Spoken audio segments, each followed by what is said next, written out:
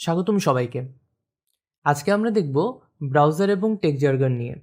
আমরা আগের ২ টা ভিডিওতে ডিজিটাল মার্কেটিং এর সাথে ডিরেক্টলি রিলেটেড বেশ কিছু জার্গন জেনেছি। সো ব্রাউজার এবং টেক জার্গনগুলো আপনার জানা উচিত, যেহেতু ডিজিটাল মার্কেটিং এর জন্য ডিজিটাল ফিল্ডে হচ্ছে আপনি সবসময় হাঁটাচলা করবেন বা ঘোরাফেরা করবেন। সো এই যে ব্রাউজার বা টেক রিলেটেড জার্গনগুলো জেনে রাখলে আপনার যেকোনো স্টাডি করতে অথবা যেকোনো কিছু বুঝতে অনেক সময় সহজ হতে পারে। তো চলুন আমরা দেখে আসি। সো প্রথমেই হচ্ছে কুকিজ। তো কুকিজ বেসিক্যালি এটা হচ্ছে টেক্সট ফাইল। এখানে স্মল পিস অফ ডাটা থাকে, যেমন আপনার ইউজার নেম বা পাসওয়ার্ড অথবা অন্য কোনো ইনফরমেশান। সো এগুলো আপনার কম্পিউটার আইডেন্টিফাই করতে পারে যে আপনি এই যে একই ব্রাউজার থেকে ঢুকেছেন। সো এই কুকিজের কারণে যেটা হয়, আপনি যদি দেখেন, কথার কথা আপনি ক্রোম ব্রাউজারে আপনি ফেসবুক লগ ইন করেছেন। তো লগ ইন করে আপনি ওই ট্যাবটা ক্লোজ করে দিয়েছেন।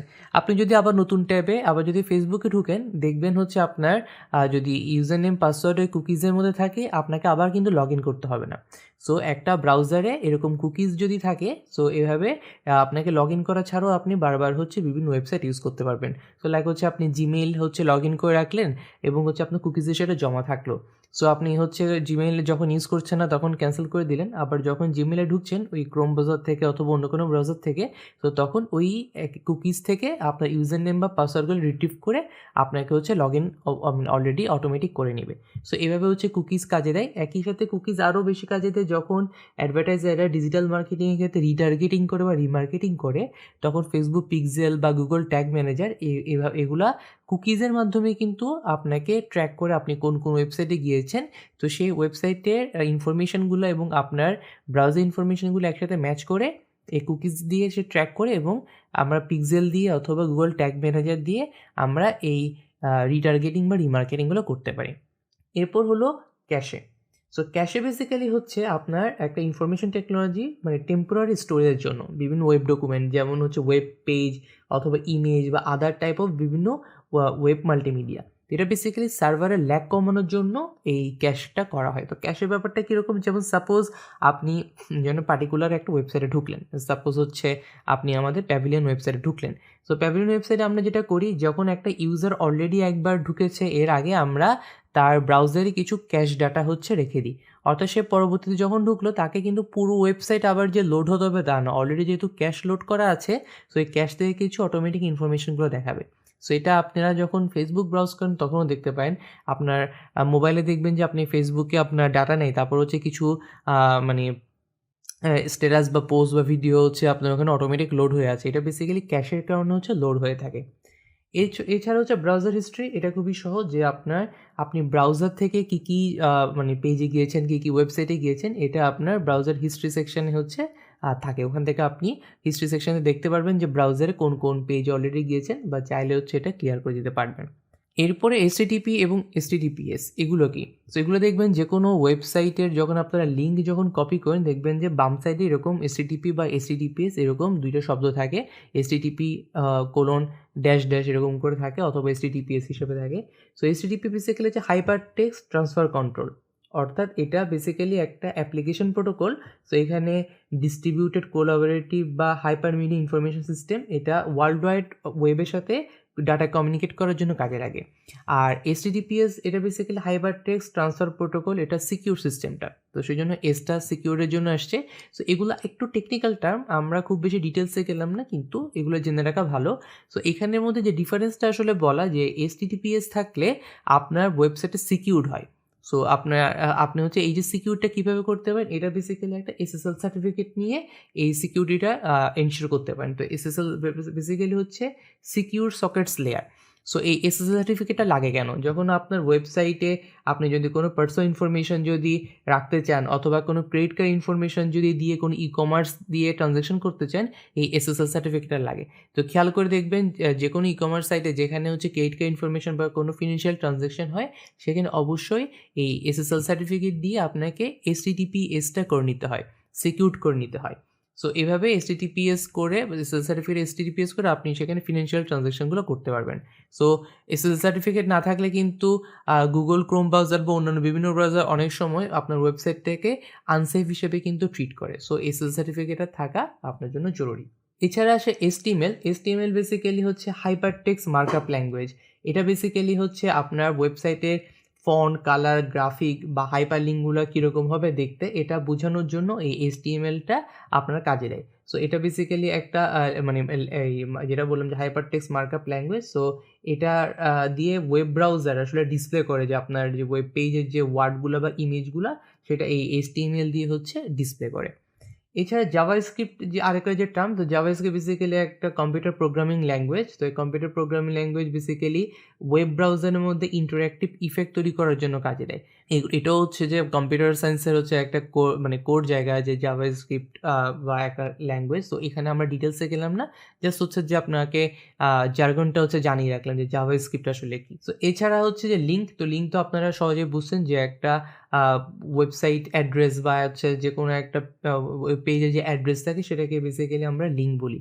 সো লিঙ্ক আর হাইপার লিঙ্ক মোটামুটি কাছাকাছি একই জিনিস। তো হাইপার লিঙ্ক বেসিক্যালি হচ্ছে যেখানে ইউজাররা হচ্ছে ক্লিক বা ট্যাপ করার পর হচ্ছে একটা রেফারেন্স ডাটা হিসাবে যেখানে যে পেজটাতে যাবে।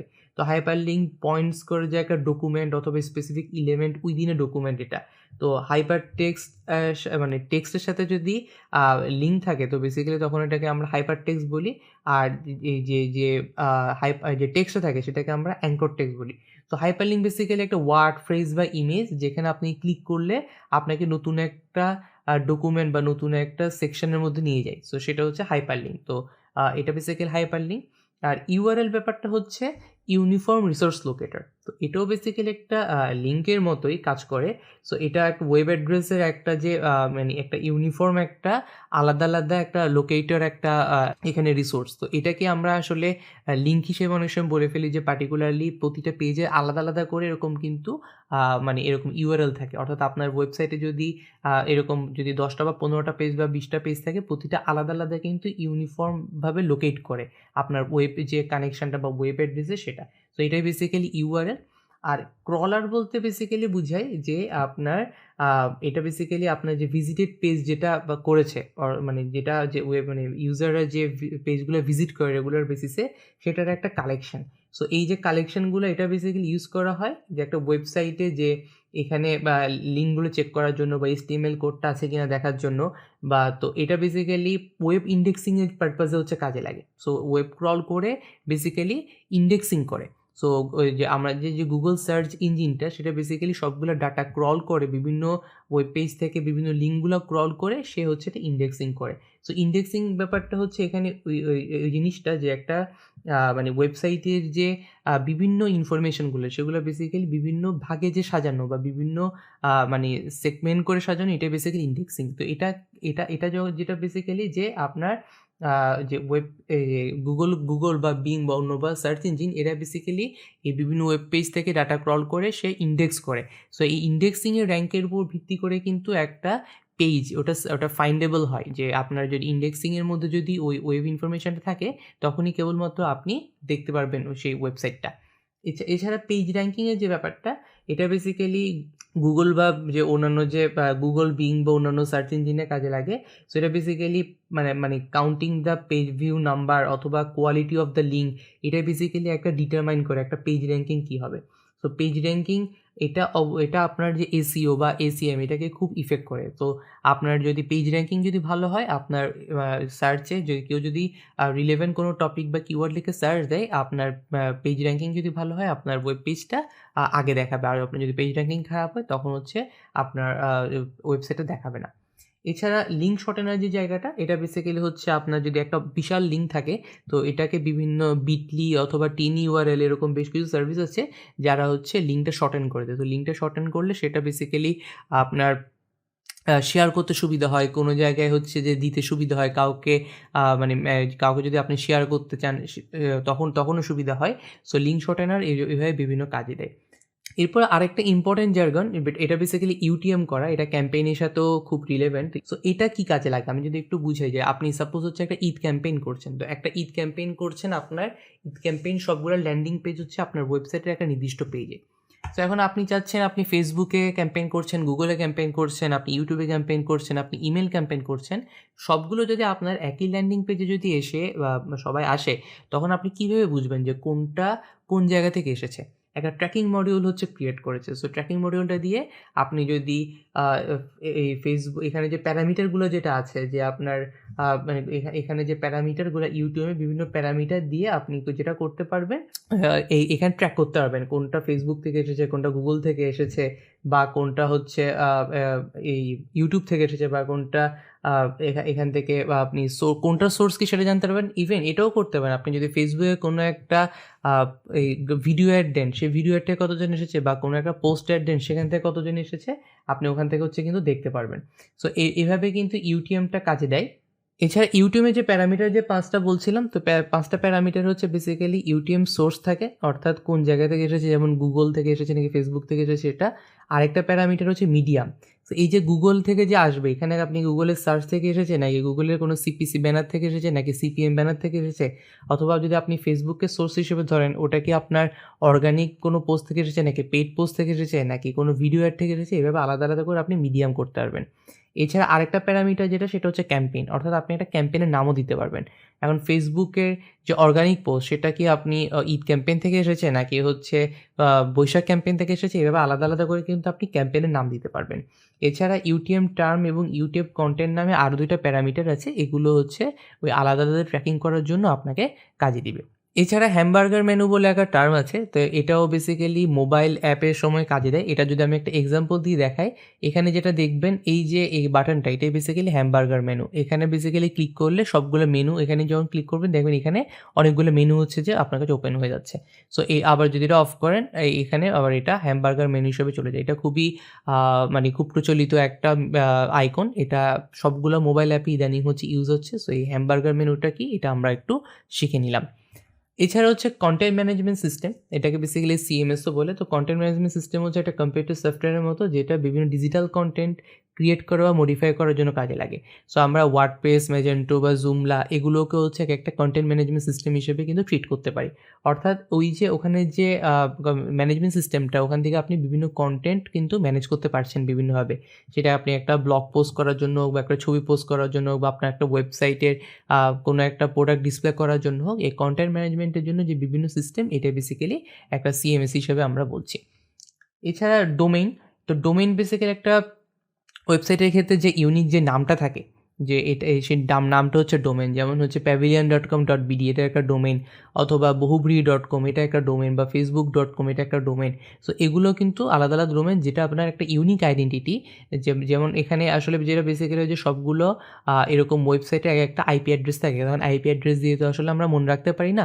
তো সেই জন্যই কিন্তু একটা আইপি অ্যাড্রেসের এগেনস্টে একটা ডোমেন নেম কিন্তু দিয়ে দেওয়া হয়। তো ডোমেন নেমটা হচ্ছে আমরা মনে রাখি। সো ওইভাবে ডোমেন, এটা হচ্ছে বেসিক্যালি ডোমেন। এবং এই যে ডোমেনগুলো যেখানে হোস্ট করা থাকে, সেটা বেসিক্যালি একটা হোস্টিং, অর্থাৎ বা সার্ভার স্পেস যদি আমরা বলি, সেই সার্ভার স্পেসে এই হোস্টিংটা করা হয়। সো ডোমেন হচ্ছে একটা ইউনিক আইডেন্টিটি। ওই ইউনিক আইডেন্টিটি যেখানে হোস্ট করা হয়, সেটাকে বেসিক্যালি আমরা হোস্টিং স্পেস বা সার্ভার স্পেস বলছি।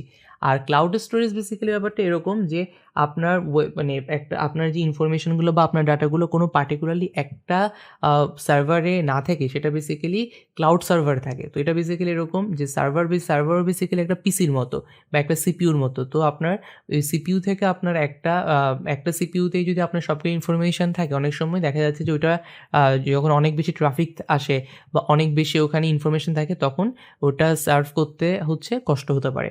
তো বা হচ্ছে ওই পিসিটা যদি কোনো সমস্যা হয়, আপনার সার্ভারে কিন্তু সমস্যা হবে। তো এই জন্য আজকাল যেগুলো অনেক বড় বড় ইনফরমেশনগুলো, তো দেখা যাচ্ছে বা বড় বড় ইনফরমেশনগুলো, ডাটাগুলো যেরকম ফেসবুক হোক বা গুগল হোক, এরা সবাই হচ্ছে কিন্তু ক্লাউডে নিয়ে যায়। তো ক্লাউডের যে সার্ভারটা, এটা অনেকগুলো সার্ভারের মধ্যে আপনার ইনফরমেশনগুলো হচ্ছে থাকে।